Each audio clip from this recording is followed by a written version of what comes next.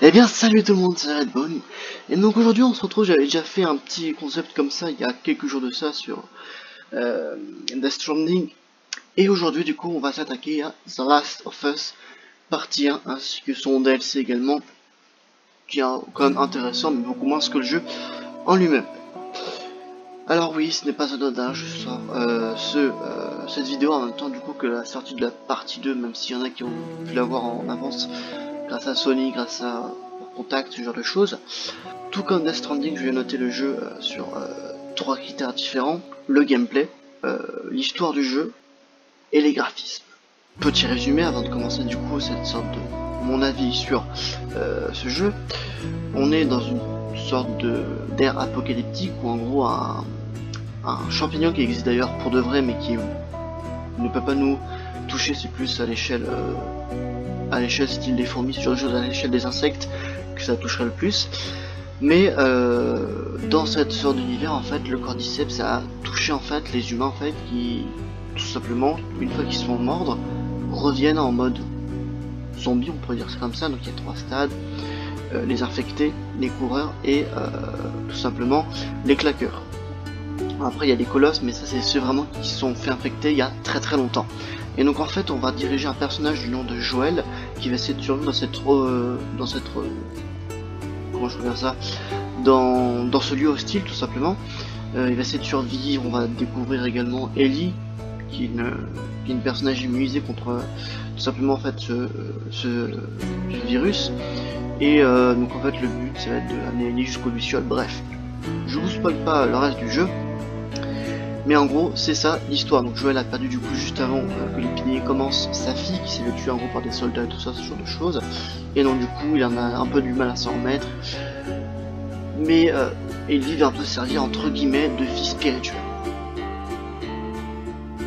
Donc je viens de vous résumer tout simplement en fait un peu l'histoire de The Last of Us, et je trouve que c'est très bien écrit. Attention bien évidemment ça va spoil parce que c'est un avis de jeu, et le jeu est sorti quand même il y a 7 ans, donc du coup je considère que en tout cas vous y avez joué, donc je peux spoiler. Je spoilerai également pour la partie 2 qui sortira bien évidemment un peu plus tard que le jour de sa sortie. Bref, alors je trouve que l'histoire est très bien construite. Ce qui est intéressant de remarquer, c'est que Ellie en fait va tuer, enfin je trouve que ce qui était bien foutu, c'est que Ellie en fait a tué pas son premier humain, mais a tué un homme en fait, mais de sang-froid, parce que d'habitude elle utilisait un flingue.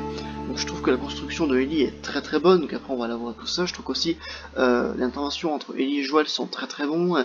On peut parler avec elle, tout ça. Après du coup bien évidemment dans les cinématiques, tout simplement, et ouais, enfin ils sont, je trouve, assez fusionnels au bout d'un moment donné. On voit que Joël commence à s'ouvrir à Ellie, même si après Ellie du coup comme je dis elle va se refermer dès qu'elle a tué l'homme.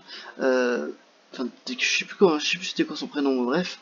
Mais après donc du coup elle va se rouvrir. Ce qui est intéressant aussi, c'est que Ellie en fait n'a pas eu d'enfance, donc en fait elle ne connaît rien à la vie d'avant, parce que tout simplement avant elle était dans une sorte d'école militaire, je crois que c'était, et du coup en fait elle n'a pas connu la vie d'avant, donc c'est-à-dire la vie qu'on vit nous actuellement aujourd'hui, et elle le découvre. Par exemple, je trouvais ça vachement beau et c'est vachement bien fichu dans l'histoire, dès qu'en fait on voit des girafes. Ellie elle est là, waouh, des girafes, c'est la première fois qu'elle voyait tout simplement des girafes de sa vie. Donc ouais, je trouve que ça c'était bien fichu. L'histoire est très bien construite. Les lucioles du coup on va les voir, en fait on aura juste des signes d'eux, mais après on les verra pas vraiment souvent. On les verra vraiment plus sur la fin, et au début un peu sur la fin on entendra parler également, mais après voilà, on n'entendra pas spécialement parler des lucioles. Donc au niveau des graphismes, le jeu est très beau. Il est sorti à la fin de la PS3 et au début de la PS4 dès qu'elle est sortie à l'époque. Donc là c'est pas anodin, le 2 sort à la fin de la PS4, au début de la PS5. Et je trouve qu'en fait le jeu était beau en lui-même, donc avec les bâtiments où la nature reprenait un peu le dessus. Après c'est vrai que certains visages des fois laissaient un peu à désirer au niveau de la motion capture. C'était pas ça. Je prends notamment Death Stranding parce que c'est le seul, pas le seul jeu que j'ai testé, mais le seul jeu où j'ai fait en fait le sort de mon avis. Et tout simplement en fait Death Stranding, je trouve que déjà c'est un peu mieux foutu. Alors d'accord, ok, il y a 7 ans de différence, donc on a pu quand même voir un peu l'évolution des jeux vidéo, même si c'est pas le même développeur. On a pu voir que ouais, c'est amélioré au fur et à mesure du temps et au fur et à mesure de la durée de vie de la PS4. Après j'ai eu quand même quelques problèmes au niveau des graphismes, notamment dès que je tuais des claqueurs tout simplement en fait. C'est-à-dire qu'à un moment donné je sais pas, j'utilisais un fusil à pompe et en fait bah le jeu se veut quand même assez réaliste et donc du coup bah la partie d'usage des claqueurs en fait partait en vrille. Et des fois j'avais des bugs où en gros bah tout simplement c'était la chair était dans le ciel. Bon, j'avais aussi un moment donné où la map en fait était un peu, comment je peux dire ça, il y a eu quelques légers bugs quand même. Voilà, le jeu n'est pas non plus parfait. Après je sais pas si ça venait aussi de mon jeu, mais j'ai eu quand même des fois des sons où c'était un peu décalé. Je pense que ça doit venir du jeu, mais des fois j'ai eu quelques bugs qui laissaient un peu à désirer. Donc voilà, les graphismes ne sont pas parfaits, ils sont très beaux, magnifiques même, mais ils ne sont pas parfaits. Ensuite au niveau du gameplay, c'est un gameplay je trouve qui à l'époque a un peu révolutionné, même si on suit quand même une histoire, on pouvait un peu se balader dans la zone pour récupérer des matériaux et construire des pièges, ce genre de choses, donc ça je trouvais que c'était très innovant. Après on tire classique et tout ça avec des armes, la variété également d'armes, je trouve que c'était très bien foutu. Les infectés, franchement, des fois ils te voyaient, des fois ils te voyaient pas, enfin je trouve que c'était, quand je regarde ça, les infectés, quand tu passais d'eux des fois ils te voyaient, mais des fois après quand tu passais derrière eux ils te voyaient, enfin non, quand tu passais devant eux ils te voyaient pas, par contre quand tu passais dans leur dos des fois ils te voyaient, c'était un peu illogique. Je pense notamment aussi aux claqueurs, quand je m'arrêtais pourtant les claqueurs s'avançaient vers moi pour tout simplement me grailler. Il y a des petites choses des fois voilà, qui laissent à désirer au niveau du gameplay. Aussi les persos qui vous accompagnent, les bots, des fois me bloquaient le passage ou carrément me poussaient sur les claqueurs. Ça c'est un peu problématique parce que d'accord ils vous suivent, mais des fois ils vous bloquent. Après c'est vrai que ça nous montre où est-ce qu'est le chemin des fois. Mais ouais c'est vrai qu'il y a eu des petits... Le jeu est pas parfait en lui-même, mais il y a eu des fois des petits problèmes en fait, tout simplement de gameplay parce que les persos en fait suivent trop et évidemment vous poussent des fois sans même le faire exprès et vous vous retrouvez dans une situation beaucoup trop compliquée. Donc le gameplay des fois laissait un peu à désirer.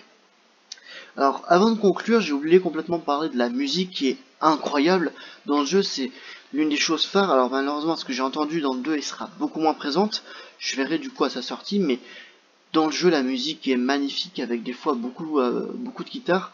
On a vu également aussi pour le trailer de la partie 2 Ellie qui joue de la guitare et je trouvais ça magnifique franchement. Donc le compositeur est Gustavo Santaolalla, je oublie complètement son nom, je me suis mis de côté, bref. Il a notamment aussi assuré la production de Game of Thrones Chernobyl, donc il me semble qu'il a fait du coup les de Game of Thrones et Chernobyl. Et il va réaliser également aussi là, parce que je suis très content et ça on en parlera à la fin de la vidéo, il va en fait réaliser aussi la bande sonore de la série The Last of Us, je crois créée par, qui vont être en développement par HBO, et j'en reparlerai à la fin de cette vidéo, parce que j'ai des choses à dire là-dessus, bref. Mais du coup je trouve qu'en fait les musiques de Gustavo étaient magnifiques, elles collaient parfaitement avec l'histoire, que ce soit dans le DLC, parce que c'est vrai que j'ai pas beaucoup parlé du DLC, que ce soit dans le DLC ou dans le jeu, c'était vraiment magnifique.